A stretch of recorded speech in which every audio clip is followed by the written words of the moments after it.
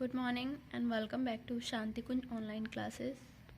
Children, हम पढ़ रहे थे चैप्टर नंबर 4 जंतुओं में अनुकूलन। आज हम पढ़ेंगे जलीय जंतु। तो हमारा टॉपिक है जलीय जंतु। बुक ओपन कीजिए और पढ़िए मेरे साथ। जो जंतु जल में रहते हैं उन्हें जलीय जंतु कहते हैं। विभिन्न प्रकार की मछलियाँ, घोंघा, केकड़ा, डॉल्फिन एवं सील ये सब जल में रहती हैं। जैसे कि मछलियाँ देखी होंगी आपने, ये सारी किस में रहती हैं? जल में रहती हैं, पानी में रहती हैं। अगर इन्हें पानी से बाहर निकालते हैं तो ये मर जाती हैं, इसीलिए इन्हें जलीय जंतु कहते हैं। घोंघा ये भी जल में रहता है। यह है केकड़ा, केकड़ा भी जल में रहता है और केकड़ा थल में भी रह सकता है। यह है डॉल्फिन, डॉल्फिन कितनी बड़ी मछली होती है और ये भी पानी में ही रहती है। ऐसे जंतुओं में जल में तैरने के लिए पर और उपयुक्त अंग होते हैं। मतलब इनके पास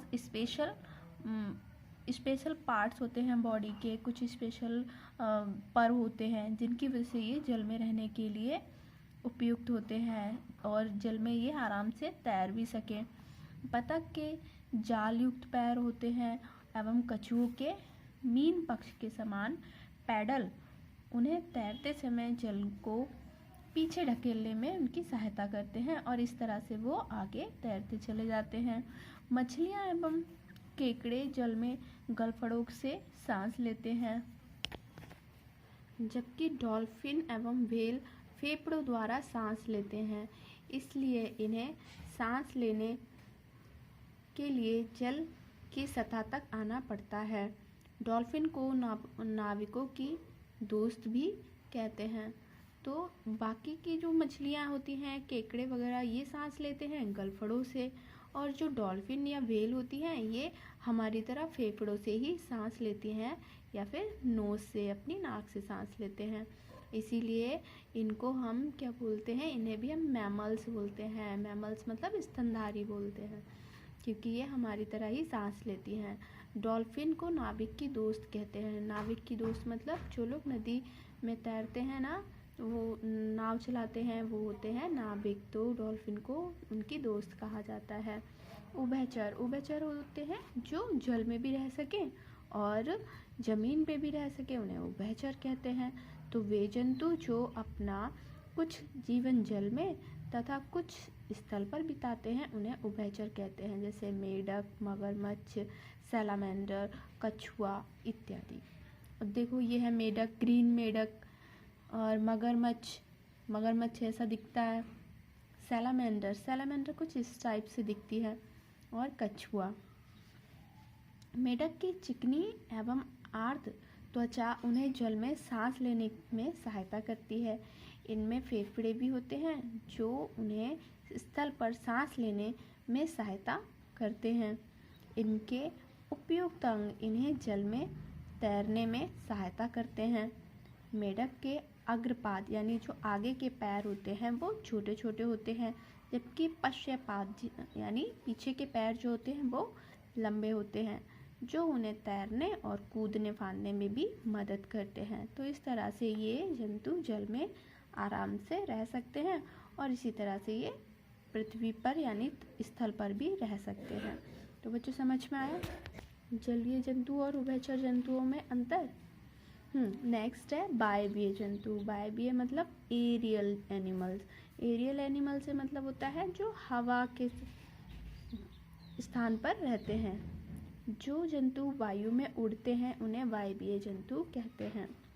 पक्षी, चमगादड़ जैसे जंतुओं में उड़ने के लिए पंख होते हैं, पर पंखों को ढकते हैं एवं खोखली हड्डियां इन्हें हवा में उड़ने में सहायता करती हैं। यानी पक्षी उनकी हड्डियों की वजह से ही आसानी से उड़ सकते हैं और इनका शरीर इस प्रकार होता है कि वे हवा को आसानी से बाहर निकाल सकते हैं।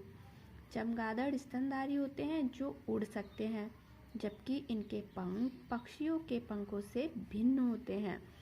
इनके पंख त्वचा की फैली शीट द्वारा उनकी लंबी अस्थियों पर बने होते हैं। यानी कि इनकी जो हड्डियां होती हैं वो लंबी लंबी होती हैं, खोखली होती हैं और उसी पर ही उनके पंख बने होते हैं।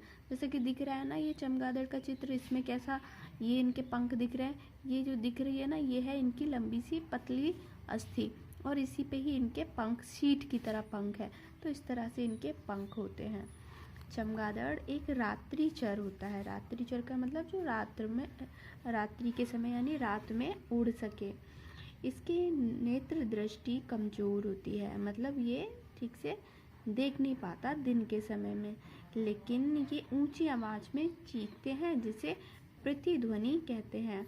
और जब ये बोलते हैं तो इनमें गूंज सी आवाज़ उठती है जिसे हम प्रतिध्वनि कहते हैं, जो किसी वस्तु से टकराती है एवं प्रतिध्वनि के रूप में वापस आती है।